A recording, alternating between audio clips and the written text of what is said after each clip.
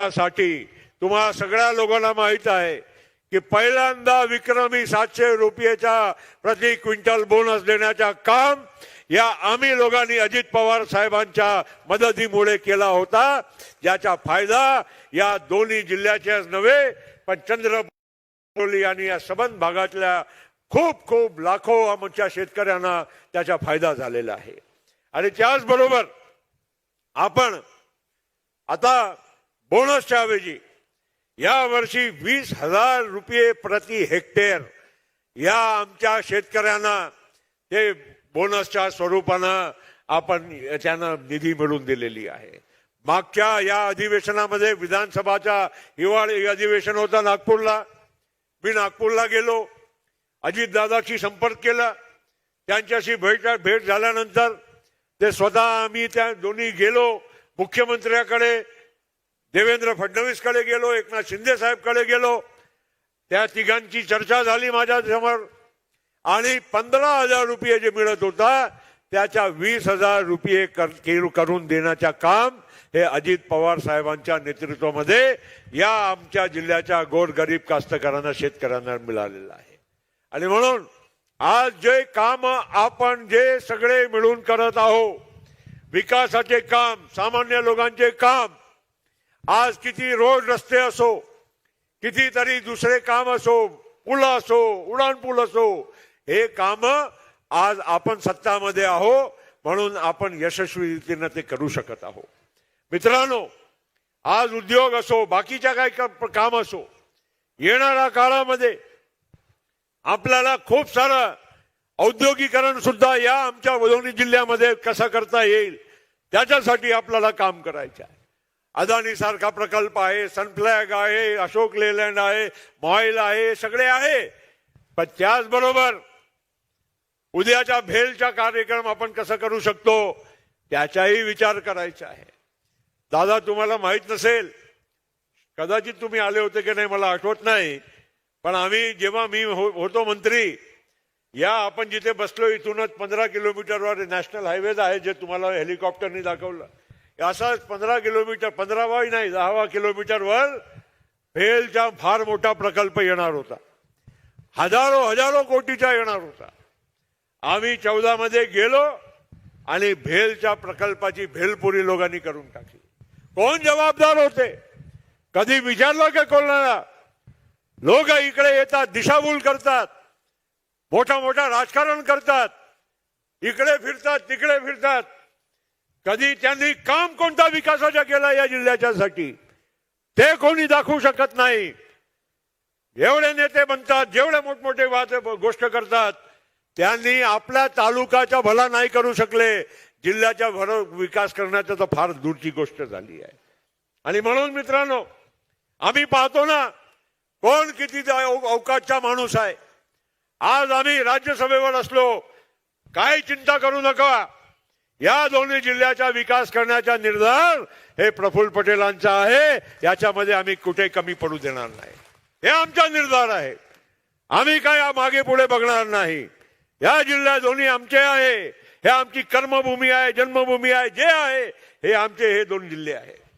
आणि बाकीच्याही लोकांना मी सांगू इच्छितो, राष्ट्रवादी काँग्रेस पक्ष एक जबाबदार पक्ष आहे। या जिल्ह्यामध्ये आपल्या सगळ्यांना म्हणून चांगल्या रीतीने काम करायचं आहे। सगळ्या कार्यकर्त्यांना माझी विनंती आहे की आम्ही जे निर्णय आम्ही करतो त्याच्या पाठीशी आपण नेहमी उभे राहिलेले आहोत, यापुढेही आपल्याला उभा राहायचं आहे। आपण मजबूत, आपला परिवार मजबूत, आपला पक्ष एक संघ राहिला तर आपल्याला कोण झुकू शकतो? कोणी झुकू शकत नाही। कोणताही पक्ष असो, कोणताही व्यक्ती असो, या प्रफुल्ल पटेलांना आणि माझ्या राष्ट्रवादी काँग्रेस पार्टीच्या कोणत्याही कार्यकर्त्यांना झुकू शकत नाही।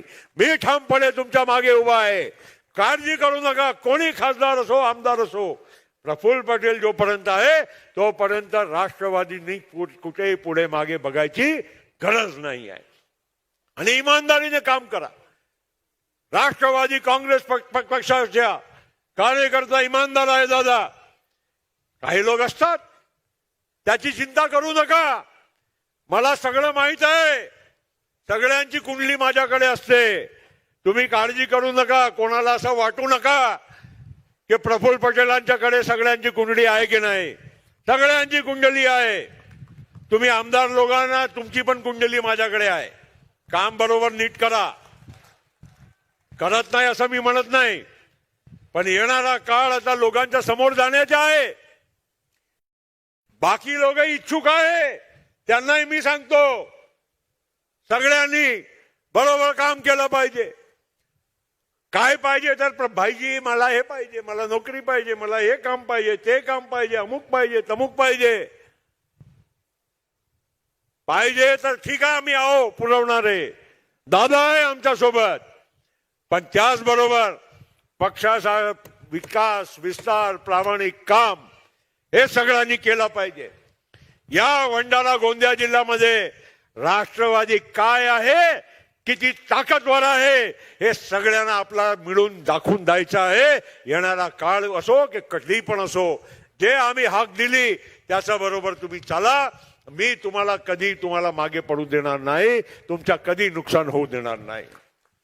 म्हणून मित्रांनो, आज आपण अजितदादाला इथे बोलवलं आहे. उपमुख्यमंत्री परत झाले, आपण नवी भूमिकामध्ये आलो. त्याच्यानंतर हे त्यांचा पहिला कार्यक्रम आहे. आणि सुदैवानं हे मनोहर पर्वाच्या निमित्तानं बोलवलं.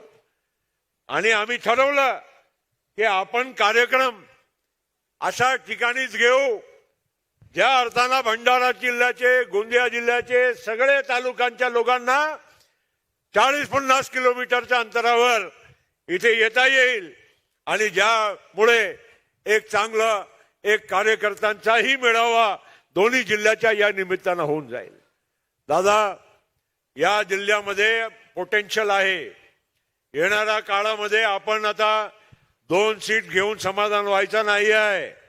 आपल्याला विधानसभेमध्ये सीट वाढवून घ्यायची आहे. इथे 2च पक्ष आहे, बीजेपी आणि राष्ट्रवादी. तिसरा पक्ष म्हणजे ठीक आहे, आपण कुठल्याही पक्षाचा काही विषय नाही, पण मेन जो पक्ष आहे या दोन्ही जिल्ह्यामध्ये हे आपण आणि बीजेपी आहोत. आणि नेहमी बीजेपीने आपली स्पर्धा व्हायची. हे बाकीचे लोक मोठमोठे टीव्हीवर दिसतात, पण इथे सगळं सुपडा साफ आहे. इथे काही नाही. काँग्रेस हे सगळं टीव्हीवरच आहे. इकडे काही नाही आहे जिल्ह्यामध्ये. आणि आम्ही जर नजर उलटी पलटली तर बघा तुम्ही येणाऱ्या काळामध्ये विधानसभेमध्ये आम्ही काय करून दाखवतो. मित्रांनो, म्हणून आपल्याला कमर कसायची आहे. 2 आपल्याला सीटामध्ये 2 आमदार इथून पाठवून समाधान मानायचं नाही आहे. आपल्याला येणाऱ्या काळामध्ये नगरपालिका असो, सगळ्या आपल्या जे काही संस्था असो, आपल्याला खेचून राष्ट्रवादीच्या झोळ्यामध्ये आणायचं आहे. साहेब, दादा, इकडे आपल्याकडे सगळं पोटेन्शियल आहे. जिल्हा परिषद, नगरपालिका, नगरपंचायत, बँका, दूध संघ, सगळ्या संस्थांमध्ये जर प्रामाणिक काम केलं तर राष्ट्रवादी काँग्रेस पक्ष, बाजार समिती सगळंच आपल्या हातामध्ये आहे. काही प्रॉब्लेम नाही आहे. मधल्या काळामध्ये थोडा इकडे तिकडे झाला असेल, पण तरी देखील ताकद म्हणून आज या जिल्ह्यामध्ये राष्ट्रवादी काँग्रेस पक्ष 1 नंबरवर आहे. आणि दादा, तुम्ही पण सर्वे केला होता, आपण आपला पक्षाकडून सर्वे केला आहे. मी आजही तुम्हाला सांगतो, उद्या कोण लढेल ते गोष्ट वेगळी, पण सर्वेमध्ये 1 नंबर नाव वारंवार येते एकच माणसाच्या, त्याचं नाव आहे प्रफुल्ल पटेल आहे. हे पण तुम्हाला सांगतो. म्हणून जे लढतात ते लढणार, त्यांनी पण समजून घेतलं पाहिजे की प्रफुल्ल पटेलांचा आणि राष्ट्रवादी काँग्रेस पार्टीच्या माझ्या सर्व कार्यकर्त्यांच्या शिवाय तो निवडून येऊ शकत नाही, कोणी पण असो. हे पण लक्षात सगळ्यांनी ठेवायला पाहिजे. एवढाच आजच्या दिवशी मी बोलतो. मित्रांनो, जाता जाताना एवढंच मी म्हणेल, दादा, विकासाची कामं आपल्या सगळ्यांनी मिळून करायची आहे. आपण नक्कीच सामान्य कार्यकर्त्यांना मदत करतात. भंडारा गोंदिया जिल्ह्याच्या प्रत्येक कार्यकर्ता जो दादाकडे मुंबईला पोहोचला त्यांना सन्मानाने दादा त्यांचे काम नक्कीच करून देतात. आणि विशेषतः हे आहे की कुठल्याही कामासाठी निधी जर आपण आपल्या मोठ्या लोकांच्या साठी, कोणा व्यक्तिगत नाही, आपण धानाचा बोनस मागतो, धानासाठी भाव मागतो, कोणासाठी मागतो? लाखो शेतकऱ्यांच्यासाठी मागतो. काही पक्षाचे शेतकरी नाही आहे, सगळ्या पक्षाचे आहे, आपले नागरिक आहे. पण जोपर्यंत आमच्या या दोन्ही जिल्ह्यामध्ये सिंचन, शेती, बाकीच्या सगळ्या गोष्टीवर आपण लक्ष नाही केंद्रित केलं, तोपर्यंत भंडारा आणि गोंदिया जिल्हा खऱ्या अर्थानं विकसित होणार नाही. मनोहर भाऊचा हा तालुका जो आहे ना दादा, हा इथे बागायती खूप आहे. इथे हळद होते, इथे फलभाजी, इथे फ्रूट, कितीतरी इथून म्हणजे ते आपले तरबूज काय इथे इथून कुठे दुबईला जात होते. काय काय आहे जरा दादाला सांगितलं का नाही तुम्ही मनोहर भाऊ, की नुसते कामच घेऊन बसले? जरा सांगा की आपल्याकडचे शेतकरी किती उत्कृष्ट आहे, या भागातले किती चांगलं काम करत आहे. हे सगळ्या गोष्टी आपण सांगितलं पाहिजे. कारण आज दादांना शेतीचा खूप सारा चांगला ज्ञान आहे. दादानी ज्या पद्धतीनं बारामती आणि पूर्ण भागामध्ये जे विकास केला आहे, तसाच विकास आपल्याला आपल्या भागामध्ये सुद्धा त्यांच्या आणि सर्वांच्या माध्यमातून इथे आणायचा आहे. एवढंच मी आजच्या दिवशी बोलतो. आणि विकासाच्या बाबतीत आणि बाकीच्या सगळ्या बाबतीत आपण लक्ष नक्कीच केंद्रित करत राहणार आहोत. चुनावमध्ये जे काही निर्णय उद्या परवा आम्ही करू, त्याशिवाय पण कुठलाही राष्ट्रवादी काँग्रेस पार्टीच्या कार्यकर्त्यांनी डिस्टर्ब होता कामा नये. आम्ही आहो, आम्ही येऊ, आम्ही तुम्हाला दिशा दाखवू, त्या दिशेने आपण सगळ्या लोकांनी काम करायचं आहे. एवढंच मी आजच्या दिवशी बोलतो आणि थांबतो. आपल्या सर्वांना खूप खूप मनपूर्वक शुभेच्छा देतो, दादाला धन्यवाद देतो आणि मनोहर भाऊला अभिष्ट चिंतन करून माझे 2 शब्द वाणीचा विराम देतो. जय हिंद, जय महाराष्ट्र, जय राष्ट्रवादी. आता आमचे सर्वांचे नेते आणि आज महाराष्ट्र राज्याचे उपमुख्यमंत्री, जोरदार टाळ्याने आपण स्वागत करावं. एकच वादा, एकच वादा, एकच वादा. माननीय अजितदादा पवार.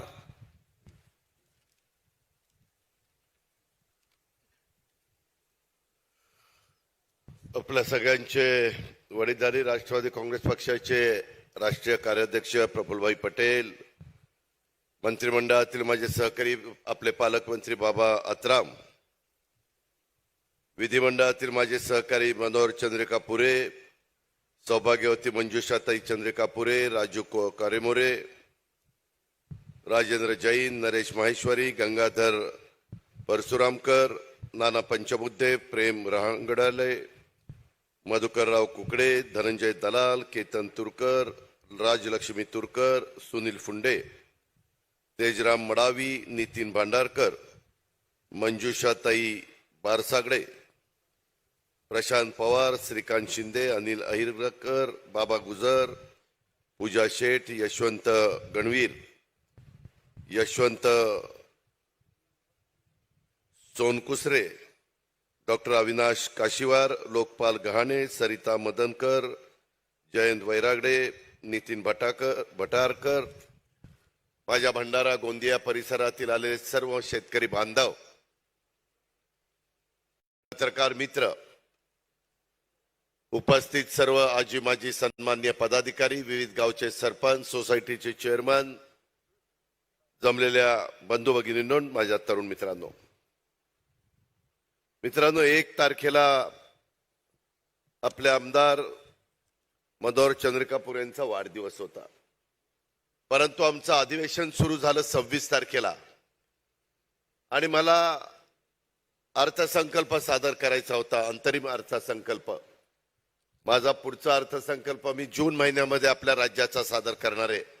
10 जूनला पण पुन्हा अधिवेशन घेतलेलं आहे. परंतु एप्रिल, मे, जून, जुलै 3-4 महिन्याचे तरी बाकीच्या सगळ्या गोष्टी मंजुरी करणं गरजेचं होतं.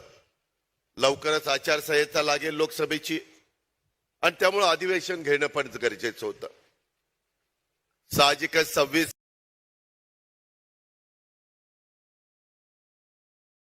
27, 28, 29चा महिना होता. 1 तारखेपर्यंत अधिवेशन चाललं आणि चंद्रिकापूर यांनी मला सांगितलेलं होतं की दादा तुम्ही सुनील तटकरे प्रफुल्ल पटेल साहेब असे सगळेजण या आणि त्या निमित्तानं आम्ही शेतकरी मेळावा घेऊ इच्छितो. वाढदिवस एक निमित्त होतं. काहीतरी कार्यक्रम घेण्याच्या करता एखादी संधी पाहिजे होती, ती वाढदिवसाच्या निमित्तानं उचलायची होती. पण मी त्यांना सांगितलं की त्यावेळेस मला काही येता येणार नाही. नंतर प्रफुल्लभाई आणि माझी तारीख एकत्रपणे बघून मी पहिल्या आठवड्यामध्ये येण्याचा प्रयत्न करतो आणि त्याच्यामुळं आज आपल्याला सगळ्यांना भेटायला मी आलेलो आहे. मी आपल्या सर्वांचं मनापासून सुरुवातीला स्वागत करतो. सध्या देशामध्ये सगळीकडं लोकसभेच्या निवडणुकीचं वारं चालू आहे. तिसऱ्यांदा देशाचं पंतप्रधान नरेंद्र मोदी साहेबांना करायचं असं जवळपास देशातल्या 65% जनतेने ठरवलेलं आहे. आपण आता एनडीए मधले घटक झालेलो आहे. राष्ट्रवादी काँग्रेस पक्षाची स्थापना 10 जून 1999 झाली. तेव्हापासून आजपर्यंत अनेक चढ उतार आपण सगळ्यांनी बघितले, अनेक निवडणुका देखील बघितल्या. बराच काळ आपण सरकारमध्ये राहिलो, केंद्रामध्ये देखील सरकारमध्ये राहिलो, राज्यामध्ये तर जास्त काळ राहिलो. परंतु राज्यात मध्ये काही राजकीय स्थित्यंतर घडली आणि एकनाथराव शिंदेंनी काही वेगळी भूमिका घेतली आणि मागचं महाविकास आघाडीचं सरकार गेलं.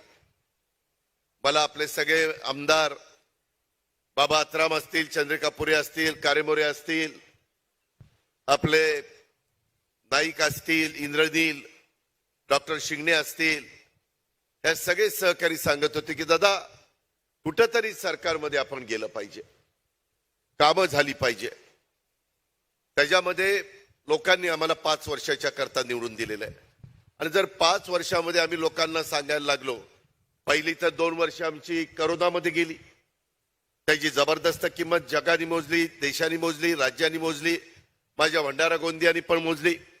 तुम्हालाही माहिती आहे आपल्या जीवाभावाचे कितीतरी सहकारी आपल्याला सोडून गेले. जगात कधी असा प्रकारचा रोग आलेला नव्हता, आजार आला नव्हता, पण तो आला आणि त्याचे खूप मोठे परिणाम आपण सगळ्यांनी पाहिले. त्यावेळेस कसं राज्य चालवलं ते माझं मला माहिती आहे. उत्पन्न काही नव्हते, कारखानदारी बंद होती, टॅक्सच येत नव्हता. पगार तर करायला पाहिजे अधिकाऱ्यांचे, कर्मचाऱ्यांचे, राज्य तर चालवलं पाहिजे. आणि त्याच्यातून आम्ही तो गाडा कसा का होईना बाहेर काढला. त्याच्यानंतर काही भूमिका बदलली गेली. आम्ही सगळ्यांनी ठरवलं की बहुजनांच्या भल्याकरता युगपुरुष छत्रपती शिवाजी महाराज आणि शाहू फुले आंबेडकरांच्या विचारांनीच आपण पुढे जायचं. आपण आपली विचारधारा सोडायची नाही, पण लोकांची कामं करण्याकरता समाजातला शेवटचा जो माणूस आहे त्याला देखील लाभ झाला पाहिजे. आमच्या आया बहिणींना मान सन्मान प्रतिष्ठा प्राप्त झाली पाहिजे, तिला वेगवेगळ्या योजनांचा फायदा झाला पाहिजे. आता काही निवेदन आली, वेगवेगळ्या लोकांना घरकुलं मिळाली पाहिजेत, त्यांना चांगल्या प्रकारे त्यांची शेतीवाडी करता आली पाहिजे, त्यांच्या पिकाला चांगला भाव मिळाला पाहिजे. मग धानाचं पीक असेल, सोयाबीनचं पीक असेल, कापसाचं पीक असेल, संत्र्याचं पीक असेल, जे काही त्या ठिकाणी त्याचं उत्पन्नाचं साधन असेल त्यालाही 2 पैसे मिळाले पाहिजे. आणि म्हणून बागाशी बऱ्याच जणांनी त्याचा उल्लेख केला, प्रफुल्लभाईंनी केला, चंद्रकापूर यांनी केला. मागं आपण क्विंटलला पैसे द्यायचो धानाला, परंतु त्याचा फायदा व्यापाऱ्यांना जास्त व्हायचा, माझ्या कष्टकऱ्यांना कमी व्हायचा. जो पिकवतो तो त्या ठिकाणी वंचित राहायचा. मग आम्ही ठरवलं की आता शेतकऱ्याला दिलं पाहिजे. शेतकऱ्याला देण्याच्या करता मग क्विंटलला न देता आपण हेक्टरी द्यायचं. आणि एक गोष्ट मित्रांनो खरी आहे, एवढा मोठ्या महाराष्ट्राचा गाडा चालवत असताना त्यामध्ये अडचणी तर बऱ्याच येत असतात, नैसर्गिक संकट येत असतात. कधी गारपीट होती, कधी अवकाळी पाऊस येतो, कधी दुष्काळ पडतो, कधी थंडीचा मोठ्या प्रमाणावर परिणाम होतो. काल देखील काही आपल्या परिसरामध्ये थोडा बहुत पाऊस झाला. कधी ऐकलंय का मार्च महिन्यामध्ये पाऊस पडलेला? परंतु ग्लोबल वॉर्मिंगचं संकट आहे, कधी निसर्ग काय करेल सांगता येत नाही. पण शेवटी आपल्या माणसांना आधार देणं तर आपलं काम आहे. सरकारने त्याच्या पाठीशी उभं राहिलं पाहिजे. आणि त्यामुळं आम्ही तो क्विंटलला न देता हेक्टरी द्यायचं ठरवलं. एक गोष्ट खरी आहे, सगळ्यांचं ठरलेलं होतं की 15,000 रुपये हेक्टरी द्यायचे. प्रफुल्ल पटेल साहेबांच्या नेतृत्वाखाली कारेबोरे साहेब, चंद्रकापुरे साहेब, बाकीचे सगळे गडचिरोली, चंद्रपूर, भंडारा, गोंदिया जिथं माझ्या धानाचं उत्पन्न जास्त आहे तिथलं शिष्टमंडळ आलं, कार्यकर्ते आले आणि त्यांनी सांगितलं नाही बाबा तुम्ही 20,000च दिले पाहिजेत. 20,000 रुपये द्यायचे म्हणले तर आकडा वाढत होता, पैसे जास्त लागत होते. परंतु हाही आमचा तसं बघितलं तर एक गरीब शेतकरी आहे, त्याला मदत होण्याच्या करता आम्ही तिथं निर्णय प्रफुल्ल पटेल साहेबांनी तुमच्या सगळ्यांच्या आग्रहाखातर घेतला. 15चे 20,000 रुपये हेक्टरी आपण द्यायचे आणि तशा पद्धतीने निर्णय झाला. मित्रांनो, आज मी तुमच्या तिथं येताना पैसे रिलीज केले, पैसे पाठवले आणि मग तुमच्याकडे मी आलेलो आहे. काल 1,500 कोटी रुपये 1,500 कोटी रुपयाच्या फाईलवर मी सही केली. मी कलेक्टरला पण आल्यावर विचारलं, कलेक्टर म्हणले की दादा मी बघून सांगतो. मी ताबडतोब माझ्या ओपी गुप्ता म्हणून फायनान्स सेक्रेटरी त्यांना फोन केला. ते म्हणले दादा काल रात्री पैसे सोडलेले आहेत आणि त्या ठिकाणी आज मिळतील. मिळाल्यानंतर जिल्हाधिकाऱ्यांना आणि संबंधित अधिकाऱ्यांना माझ्या सूचना आहेत, हे पैसे डायरेक्ट त्या शेतकऱ्याच्या अकाउंटला गेले पाहिजे, डीबीटीला गेले पाहिजे. बऱ्याचदा पैसा आम्ही शेतकऱ्याला देतो, शेतकरी राहतो बाजूला आणि मधलाच कोणतरी मलाई खाऊन जातो. तसलं चालणार नाही. आता इथं सुनीलजी आहेत, तुमच्या भागामध्ये दुधाचाही व्यवसाय आहे. दुधाच्या व्यवसायाच्या करता गायींच्या दुधाचे भाव कमी झाले, मध्ये 35 रुपये, 34 रुपये, 33 रुपये आणि एकदम पुन्हा 27ला आले. आम्ही 5 रुपये लिटरला, जे माझ्या महाराष्ट्रातला शेतकरी गाईचं दूध काढेल आणि डेअरीला घालेल त्याच्या 5 रुपये लिटरला 3,5,8,5 अशा पद्धतीनं त्याची क्वालिटी 3,5,8,5 पाहिजे. हे बघत आम्ही त्यांना 5 रुपये द्यायचं ठरवलं. परंतु त्याच्यात काही अधिकाऱ्यांनी एवढ्या बारीक बारीक बारीक बारीक त्याच्यात अडचणी निर्माण केल्या, इतके क्लिष्ट परिस्थिती केली की त्या शेतकऱ्याला लवकर मिळणारच नाही. आम्ही शेवटी काही अधिकाऱ्यांना तिथनं बाजूला केलं. आम्ही ठरवलं की बाबा आम्ही शेतकऱ्याला द्यायला जातोय, त्या बळीराजाला द्यायला जातोय आणि मंत्रालयामध्ये बसणारे अधिकारी का असं करतायत, का शेतकऱ्यांची नाराजी घेतायत. बरं शेतकरी काही अधिकाऱ्यावर नाराज होणार नाही, सरकारवर नाराज होईल, आमच्यावर नाराज होईल आणि आम्ही पण शेतकऱ्यांचे प्रतिनिधी आहे. ते झाल्यानंतर एकनाथराव शिंदे साहेबांनी, देवेंद्रजींनी, आम्ही लक्ष घातलं. काही अधिकारी जे फारच नियमावर बोट ठेवून चाललेले होते, नियमावर बोट ठेवावं पण त्या कष्टकऱ्याला, त्या दूध उत्पादक शेतकऱ्याला त्रास होणार नाही, त्याला त्यांनी घातलेल्या दुधाचे पैसे डीबीटीच्या त्याच्या अकाउंटला मिळाले बँकेत तरी चालेल, पण कुठेतरी व्यवहारी दृष्टिकोन तर ठेवला पाहिजे ना, का अडचणीच निर्माण करायच्या. आणि त्या पद्धतीनं मित्रांनो तेही पैसे जे जे दूध उत्पादक शेतकरी आहेत त्यांना मिळायला सुरुवात होईल. अजून एक गोष्ट, तुमच्या इथं नांदेड गोंदिया जिल्हा बँक आहे, भंडारा जिल्हा मध्यवर्ती सहकारी बँक आहे, दोन्ही चेअरमन इथं आहे. त्याच्यामध्ये मागे आम्हाला ज्यावेळेस लक्षात आलं की माझ्या शेतकऱ्याला सावकाराच्या दारामध्ये वेगवेगळ्या अडीअडचणीच्या करता जावं लागतं आणि सावकार अशी का त्याची पिळवणूक करतो की तो शेतकरी हतबल होतो. कधी कधी तो स्वतःचा जीव द्यायला मागं पुढे बघत नाही, आत्महत्या करायला तो त्या ठिकाणी प्रवृत्त होतो. आणि मग त्याला तर न्याय मिळायला पाहिजे, त्याला तर सावकाराच्या दारामध्ये जायची गरज भासू नये. या बँका काही मोठ्या लोकांच्या करता फक्त काढलेल्या नाहीयेत, गोरगरिबाचं पण आर्थिक उत्पन्न वाढावं, ज्याची पत नाही त्याची पत निर्माण व्हावी, तो स्वतःच्या पायावर उभं राहावा, त्यानं काहीतरी छोटा मोठा व्यवसाय करावा, याकरता बँका काढलेल्या आहेत. आणि त्याच्यातून माझ्या जर शेतकऱ्याला आपण 0% व्याजाने पीक कर्ज देऊ शकलो तर तो सावकाराच्या दारात जाणार नाही. त्याला पाहिजे तशा पद्धतीने तो बियाणं घेईल, त्याला पाहिजे तशा पद्धतीनं खतं घेईल, त्याला पाहिजे ती औषधं घेईल जी पिकांना मारायला लागतात ती, आणि त्या प्रकारे तो त्याचं उत्पन्न काढेल. 0% व्याज कधी पण महाराष्ट्राच्या इतिहासामध्ये असं घडलं नव्हतं. आता मला सुनीलजींनी आल्यानंतर सांगितलं, दादा त्याच्यात जरा अडचण आली. अडचण काय आली? त्यामध्ये ते 6% तुम्हाला आत्ता भरावे लागतायत. 3% तुमची व्याजाची रक्कम केंद्र सरकार देतं. 3% व्याजाची रक्कम महाराष्ट्राचं राज्य सरकार तुम्हाला देतं. परंतु आता केंद्राने सांगितलं की आम्ही दुसऱ्या कुणाच्या हातात पैसे देणार नाही. जो पीक कर्ज घेणारा शेतकरी आहे त्याच्या अकाउंटला डीबीटी आम्ही करणार. त्याच्यामुळं आता तिकडचे 3% आणि आमचे 3% 6% तुमच्या स्वतःच्या डीबीटीच्या अकाउंटला येणार. तोपर्यंत मात्र ही अडचण निर्माण झालेली आहे. म्हणून काही काळाकरता, काही महिन्याकरता 6% तुम्हाला भरावे लागतायत, पण ताबडतोब नंतर ते तुमच्या अकाउंटला येतात. म्हणजे 0% व्याज त्याला बसतं. याच्यावर आम्ही थांबलो नाही, त्याच्याही पुढे गेलो.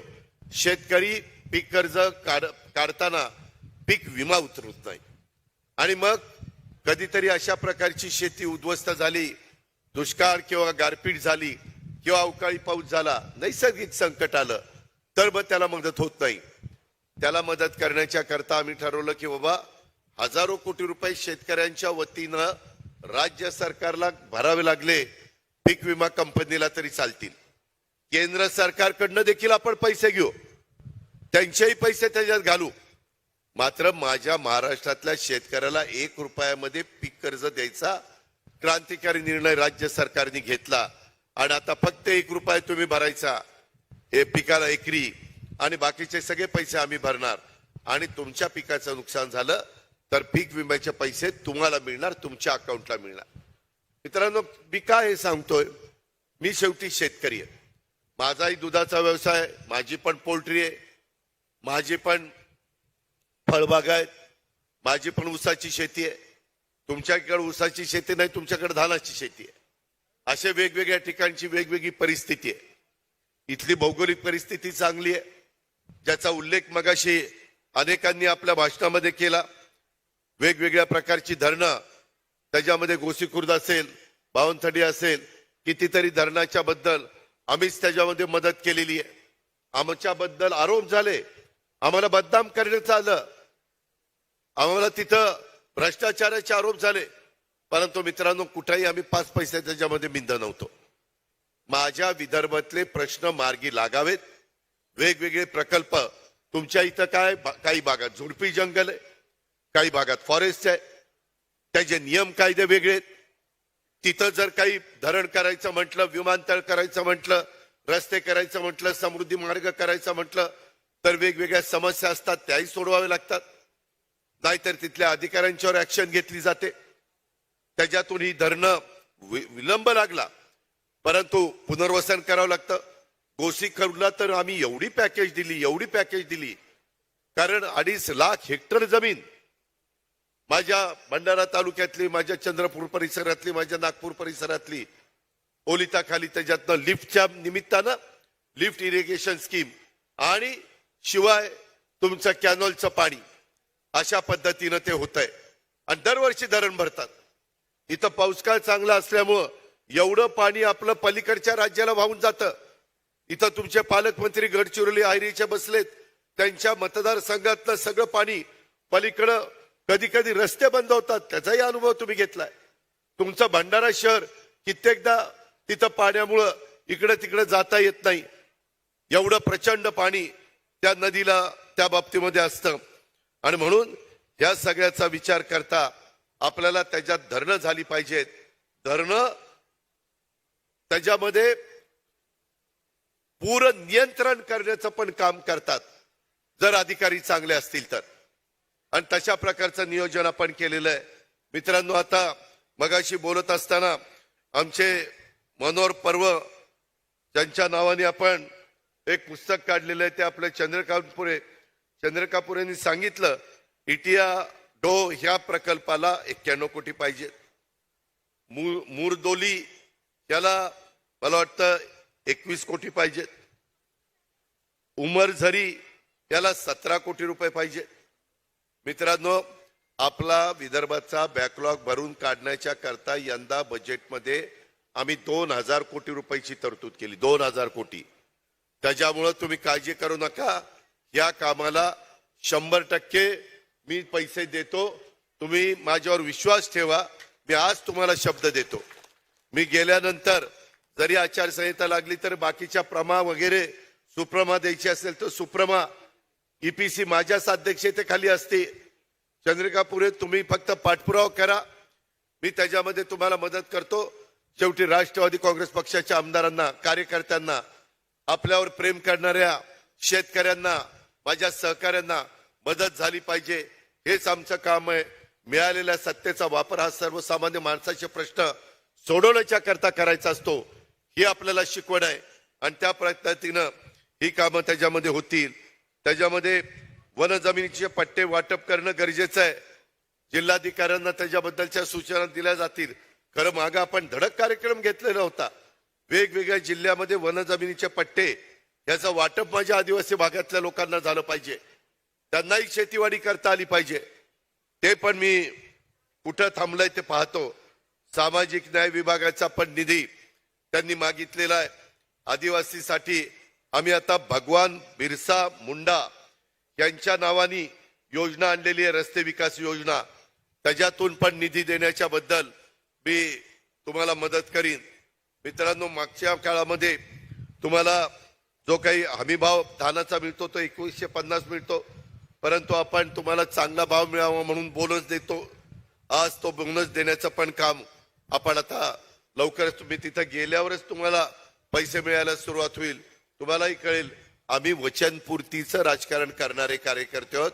आम्ही घोषणाबाजी करणारे कार्यकर्ते नाही. ही पण बाब आपण लक्षात घ्या. त्याचबरोबर नागपूर ते गोंदिया, नागपूर पर्यंत आता मुंबई पासून समृद्धी महामार्ग 45,000 कोटीचा नागपूर पर्यंत आलाय. आता नागपूरवरून गडचिरोली आणि नागपूरवरून गोंदिया हे पण नाही, नागपूर, गोंदिया, गडचिरोली अशा पद्धतीनं तो समृद्धी महामार्ग आपण त्याला मंजुरी दिलेली आहे. त्याचाही टेंडर लवकरच निघेल. त्याला योग्य पद्धतीचा मोबदला आम्ही शेतकऱ्याला देऊ. मित्रांनो, पाठीमागच्या काळामध्ये शेतकऱ्यांच्या जमिनी घेत असताना एवढा तुटपुंजा त्यांना मोबदला मिळायचा आणि शेतकरी इतके नाराज व्हायचे. आता मात्र रेडी रेकनरच्या 3 पट 4 पट असे पैसे आपण देतो, जेणेकरून त्याला परत तेवढीच जमीन कितीतरी अधिक घ्यायची म्हटलं तर घेता आली पाहिजे. या पद्धतीनं आपलं काम चाललेलं आहे. याची पण नोंद आपण त्या बाबतीमध्ये घ्यावी. ही पण गोष्ट मी आपल्याला सगळ्यांना सांगतो. त्याच्याच बरोबर माग गोंदियाला प्रफुल्लभाईंनी आग्रह करून मेडिकल कॉलेज मंजूर केलं. शेवटी आपल्याही भागातली मुलं डॉक्टर झाली पाहिजेत ना. आपल्या दुर्गम भागात, आदिवासी भागात डॉक्टर तिथं आरोग्य चांगलं ठेवण्याच्या करता गेले पाहिजेत. गडचिरोलीला त्याच्यानंतर स्वतः बाबा आत्रामनी मागणी केली, अहो तुम्ही गोंदियाला देता, नागपूरला देता, आम्ही काय केलं? आम्ही तर शेवटचं टोक आहे गडचिरोली, आम्हाला द्या. त्यांचंही मेडिकल कॉलेज मंजूर केलं. त्याच्यामध्ये कार्यमोरे म्हणले, अरे आम्ही काय केलं, आमच्या भंडाऱ्याचं काय? भंडाऱ्याला पण मेडिकल कॉलेज त्या ठिकाणी मंजूर केलं. अशा पद्धतीनं भंडारा, गडचिरोली म्हणजे पूर्वीच्या काळामध्ये थोडस इकडं विकासाच्या बाबतीमध्ये तेवढा निधी येत नव्हता. परंतु आता भेदभाव करायचा नाही, सगळीकडे निधी द्यायचा. इतर देखील मागासलेल्या भागाला इतरांच्या बरोबर आणण्याचा प्रयत्न करायचा. अशा प्रकारचा निर्णय मित्रांनो आपण घेतला. आणि मगाशी तुमचे आमदार सांगत होते की 8 तास वीज मिळते ती 12 तास करा. मित्रांनो, मी खूप विचार केला. 10 वर्ष ऊर्जा खातं माझ्याकडे होतं. आम्ही त्या काळामध्ये, तुम्हाला आठवत असेल, 2012 मध्ये मी लोड शेडिंग मुक्त महाराष्ट्र करायचं ठरवलेलं होतं. आणि आम्ही त्यावेळेस 2012ला लोड शेडिंग मुक्त महाराष्ट्र केला. आता विजेची मागणी वाढली आहे.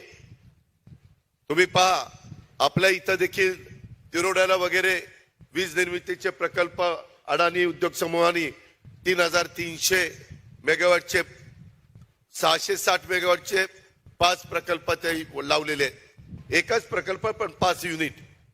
अशा पद्धतीनं आपण वीज तयार करतोय. परंतु ती वीज माझ्या शेतकऱ्याला स्वस्त दरात पाहिजे आणि उद्योग धंदेवाल्यांना पण किफायतशीर दरात पाहिजे. आम्ही आता काय करतोय, सोलर एनर्जी म्हणजे सौर ऊर्जा, सूर्यावर त्या ठिकाणी पॅनल टाकायचे आणि त्याच्यातून त्या पॅनलमधनं वीज तयार करायची. आम्ही यंदाच्या अर्थसंकल्पामध्ये जाहीर केलंय, महाराष्ट्रामध्ये पुढच्या काही काळात 8.5 लाख विद्युत प्रकल्प हे सोलरवर आम्ही द्यायचा निर्णय घेतलेला आहे. म्हणजे सकाळी तुमच्या तिथं गडचिरोली, गोंदिया, भंडाराला सूर्यप्रकाश आला की तुमचा पंप चालू, बिल वगैरे काही नाही, आणि संध्याकाळी सूर्य मावळला की तुमचा मोटर बंद, घरी यायचं. पुन्हा कुठला वाघाची भीती, बिबट्याची भीती, कुठं काही वेगळ्या पद्धतीनं विंचू किंवा सापाची भीती कुठलीच नाही. आणि अशा पद्धतीनं खूप चांगले पंप चालायला लागलेले आहेत. त्याच्यामध्ये मोठा धडक कार्यक्रम आम्ही हातामध्ये घेतलेला आहे. आणि रात्री अपरात्री लोकांना इथून पुढे वीज द्यायच्या ऐवजी दिवसाच माझ्या शेतकऱ्याला कशी वीज देता येईल, त्याला पाणी शेतीला द्यायचं म्हटलं तर दिवसा कसं देता येईल, याबद्दलचा कार्यक्रम आपण हातामध्ये घेतलाय.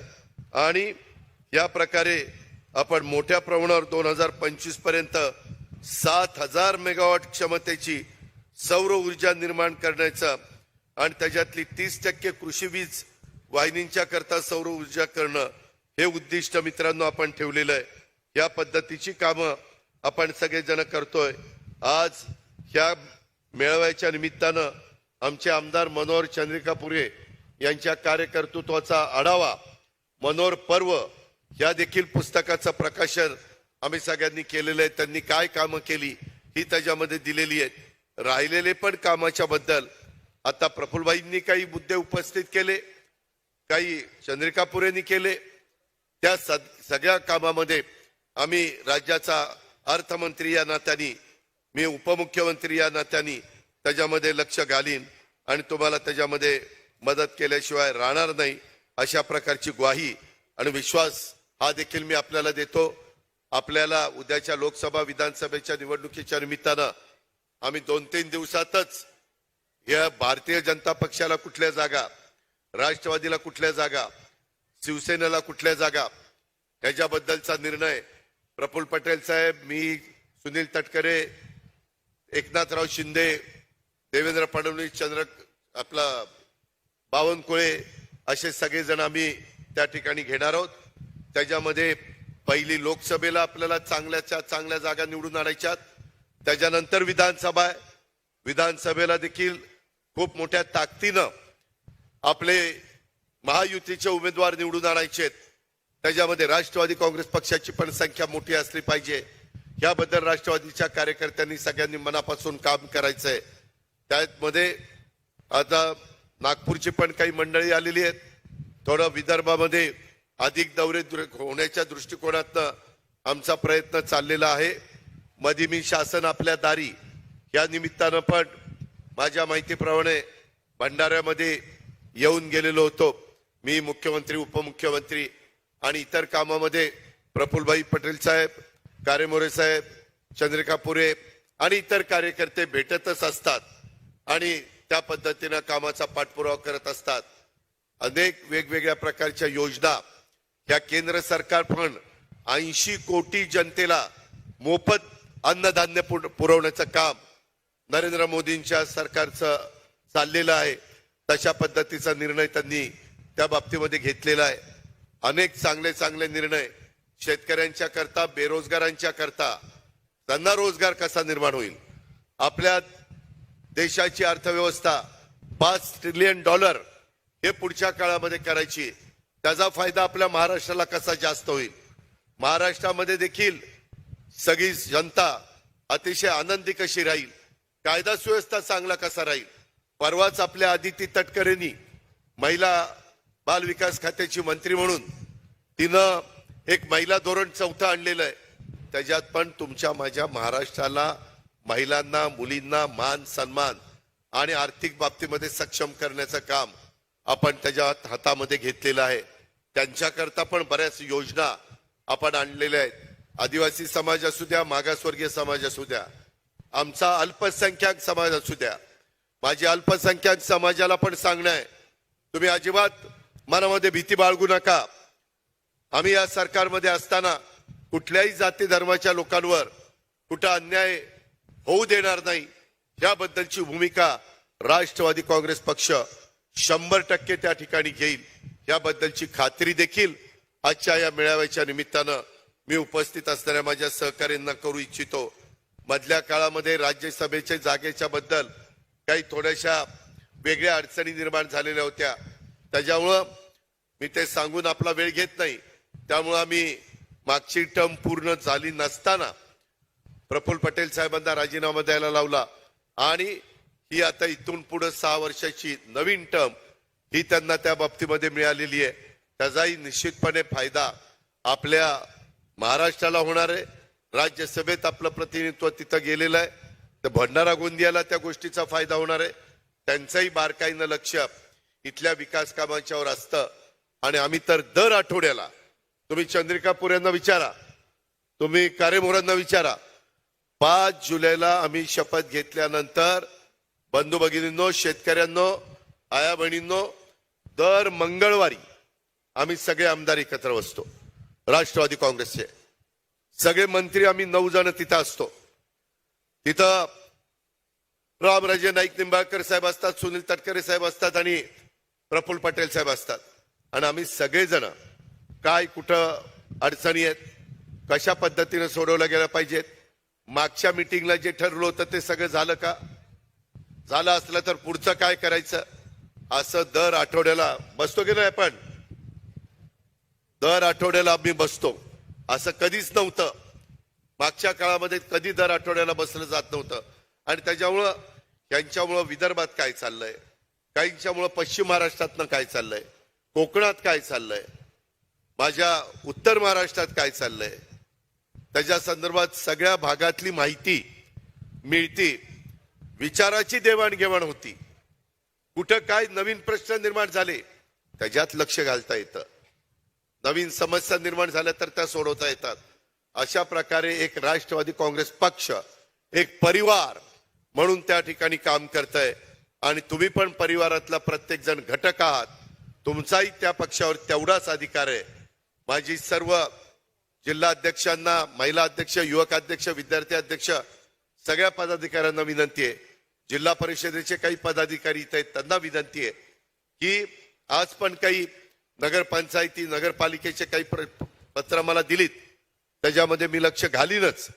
पण एकंदरीत इथून पुढे आपली संघटना वाढवत असताना बेरजेचं राजकारण करायला शिका. त्याच्यामध्ये कुठेही भेदभाव करू नका. सर्व जाती धर्माच्या लोकांना कुठेही जातीपातीचं, नात्यागोत्याचं राजकारण न करता आपण सगळेजण भारतीय आहोत, आपण सगळेजण महाराष्ट्रातले घटक आहोत, या भावनेतनं आपण एकमेकाला मदत केली पाहिजे. ही खऱ्या अर्थाने राष्ट्रवादी काँग्रेस पक्षाची भूमिका आहे. ती स्वर्गीय यशवंतराव चव्हाण साहेबांची भूमिका आहे. या भूमिकेचं आपण सगळेजण समर्थन करून पुढे वाटचाल करतोय.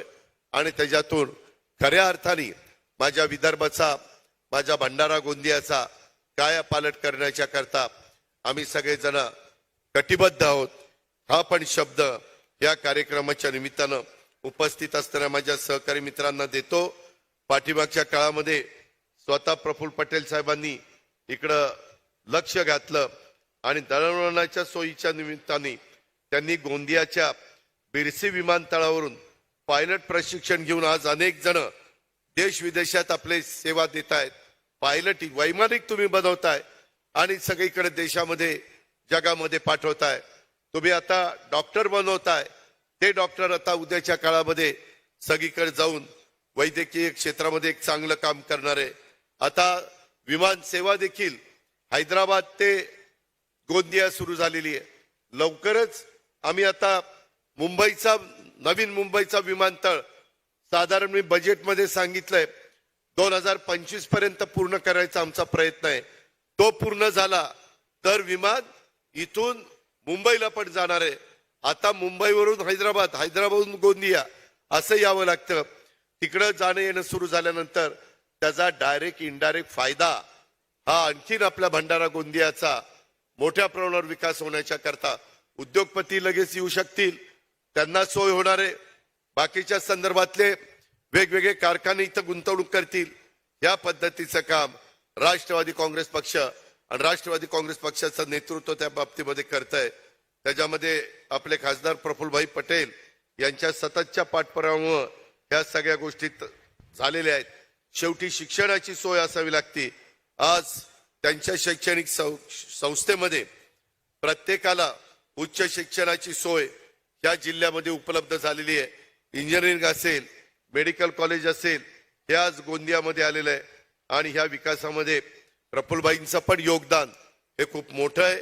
हे योगदान कुणी खोडून काढू शकणार नाही. या आपण गोष्टीची नोंद आपण सगळ्यांनी घ्यावी. इतर अधिक न बोलता मला पण पुढे आणखीन काही कार्यक्रमाच्या निमित्तानं जायचं आहे. परंतु आज प्रचंड मोठ्या संख्येने तुम्ही आपल्या चंद्रिका पुरेंच्या या वाढदिवसाचं निमित्त साधून आपण जो कार्यक्रम घेतला, शेतकरी मेळावा घेतला, आणि त्याच्यातनं राज्यामध्ये आमचं काय चाललेलं आहे हे पण मला तुम्हाला सांगता आलेलं आहे. मला कलेक्टरनी पण आल्यानंतर साधारण माझ्या गोंदियाच्या परिसरामध्ये काय काय कामं चालली त्याची पण नोट त्या बाबतीमध्ये दिलेली आहे. परंतु अजून काही बाकी राहिलेलं असेल तर तुम्ही काळजी करू नका.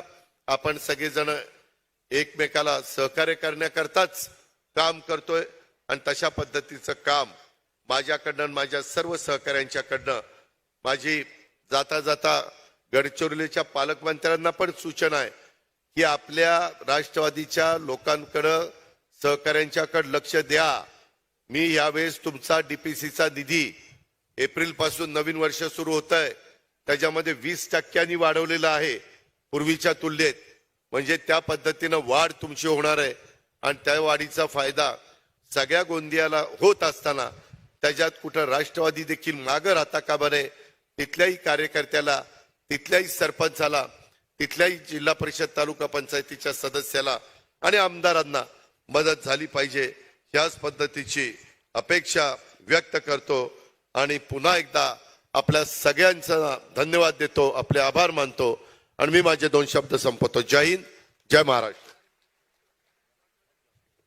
धन्यवाद दादा. भंडारा आणि गोंदिया जिल्हा शेतकरी आणि कार्यकर्त्यांच्या या मेळाव्यामध्ये आपण आपला अमूल्य असा वेळ दिला त्याबद्दल भंडारा गोंदिया जिल्हा राष्ट्रवादी काँग्रेस पक्षातर्फे आपले आभार. त्याचप्रमाणे आमचे नेते आदरणीय प्रफुल्ल पटेल साहेब, धर्मराव बाबा आत्राम साहेब यांनी सुद्धा या सभेला मार्गदर्शन केले, त्यांचे सुद्धा आभार. या ठिकाणी मंचावर आजी माजी आमदार, खासदार, सर्व पदाधिकारी, नेते मंडळी यांचे आभार. या ठिकाणी पत्रकार मंडळी, मीडिया मंडळी आलेली आहेत, त्यांचे सुद्धा राष्ट्रवादी काँग्रेस पक्षातर्फे आभार.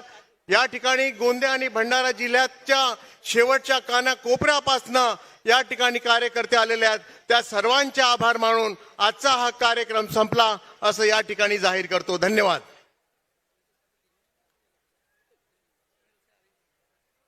मनोहर चंद्रिकापुरे यांनीच नवनवीन